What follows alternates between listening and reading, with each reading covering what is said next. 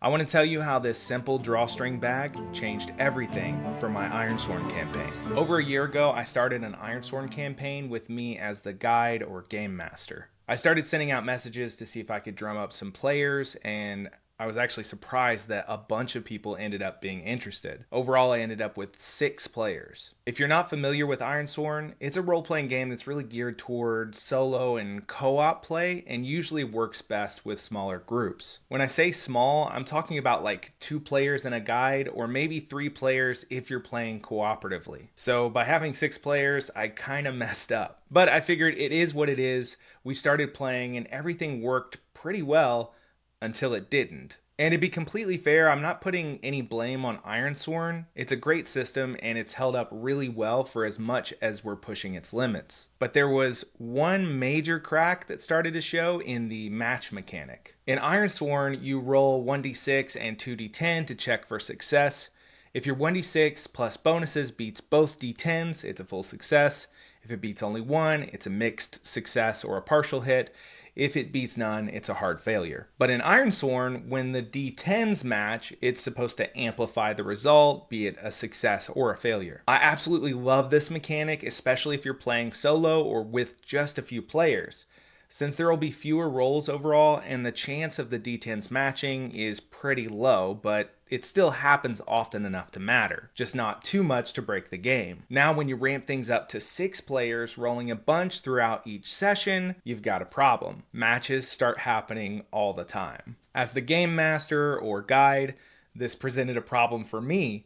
I had already established that matches ratchet things up to 11, so I couldn't really take that back. Plus, my players and I all liked when a match fired. It was exciting and it shook up the fiction in a really fun way. So I decided I needed a way to mitigate how often matches fired. Specifically, negative matches. Positive matches, as far as I'm concerned, can happen all the time because I want my players and their characters to have these big, epic moments. But the negative matches required me to come up with big, creative ways that things went wrong, and it was honestly a bit exhausting. So I started with an idea.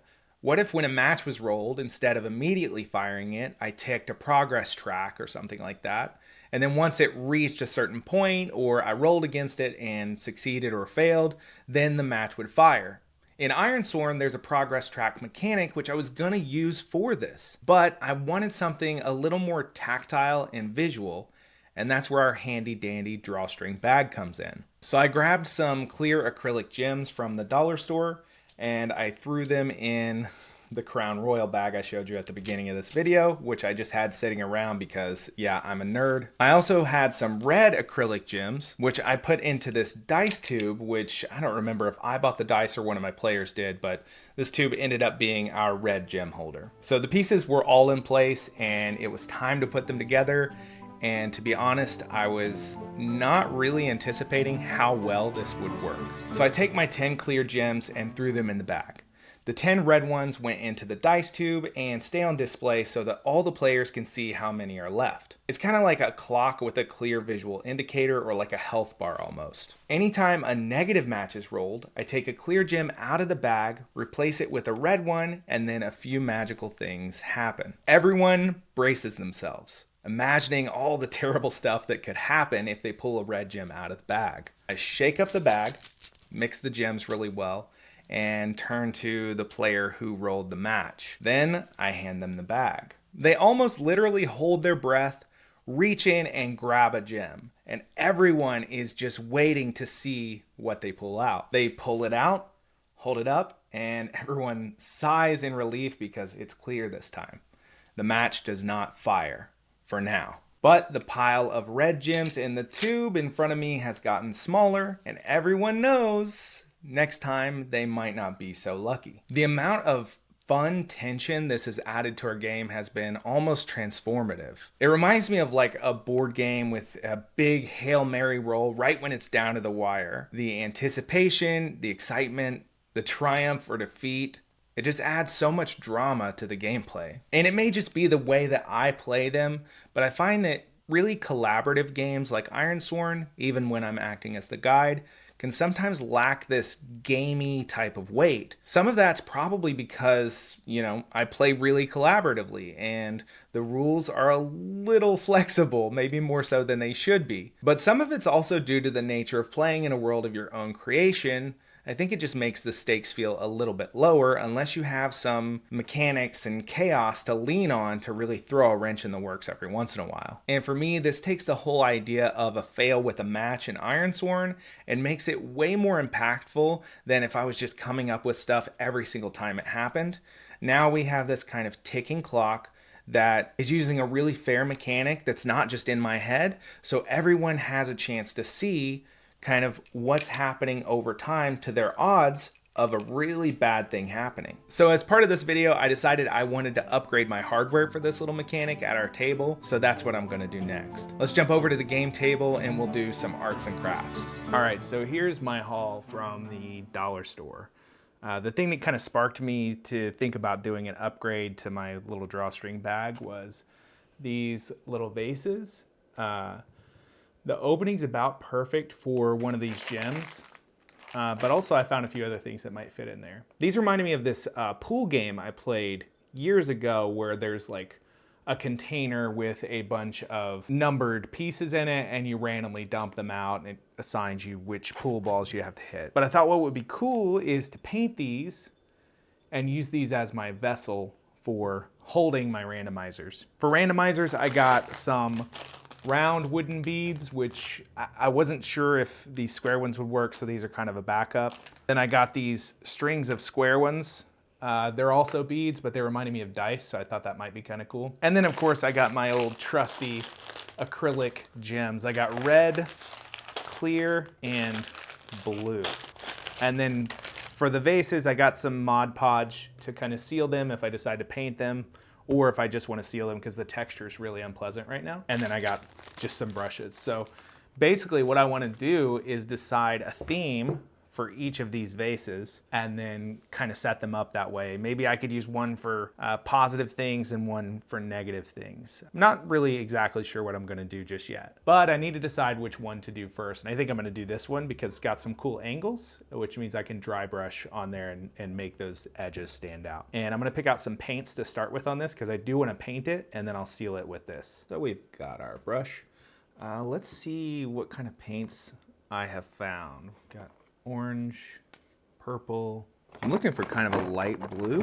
All right, so I guess we're just gonna do these two blues and see if we can do like a dry brush treatment because I wanna bring out these ridges on this. You can see kind of, there's like flat spots or dimples, kind of like a golf ball. First things first, let's get the sticker off the bottom. Let's just start with, I guess we'll start with this one because that's kind of the color I had imagined as the base. And I'm gonna do something completely goofy here and just throw it straight on. Perfectly chaotic. Let's see how these brushes are. I think I might try to do some kind of design on here. It's actually going pretty fast. I thought this would take a little bit longer. All right, so I think it's good enough to let it dry for a minute and then we'll do the dry brushing bit, which I really wish I had white. I guess we'll go ahead with this green because I don't have white. Wish I did. If I had planned this out, I would. It looks cool though. I mean, it's adding some texture. Okay. I mean, that's not too bad for something quick. Now the question is, a design. So I'm gonna need a darker color, I think. Oh, there's a dark blue, actually, we'll do that. Midnight Sapphire. So we'll just do something abstract. We'll do like a flame or something. Okay, that's looking interesting. Again, this is more themed to like a bottle of hope rather than a bottle of doom. And then I'm gonna do a color right here. Again, we're not going for perfect here. I was doing pretty good and then I kind of messed it up there at the end, but now I have this kind of color effect. But I think this is pretty much my design. So the next thing I just need to do is Mod Podge to seal it all, and then it'll be good to go. And I'll show you exactly how it works when I get to that point. We'll jump over to my desk and I'll show you what I chose to load it with, and I'm gonna paint something on these dice as well. So I will see you over there. And here's the result once everything dried out. I think these little Dollar Tree vases are really cool, and it turned out pretty neat once that glaze that I put on it dried. I don't love these tokens, but these are the ones that I decided to go with for now because they're shaped like dice, and I do like that. So I've got the natural wood ones, and then I've got the red ones for when my matches should fire. And they fit perfectly in here, so I can drop them in. And it still obfuscates what you're getting out of the vase. So you can kind of shake it up and then dump one out.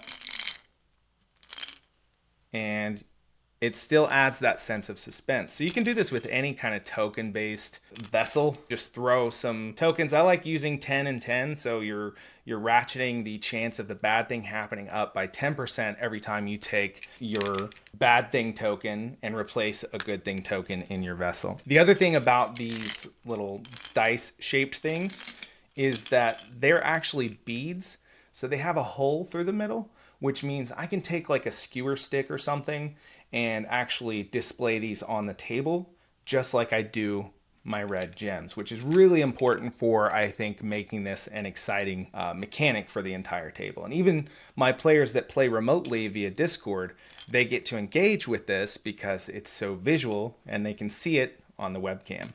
So whether you're playing Ironsworn or not, I think this idea of taking something that brings the game into the physical world and gives the players a chance to participate in the outcome of something like an Ironsworn miss with a match really helps the players get invested. It adds some fun tension and drama and is a good recipe for creating really memorable moments. If you've done something like this in your games, let me know in the comments how it worked out for you and how you implemented it. Thanks for watching, and I will see you in the next video.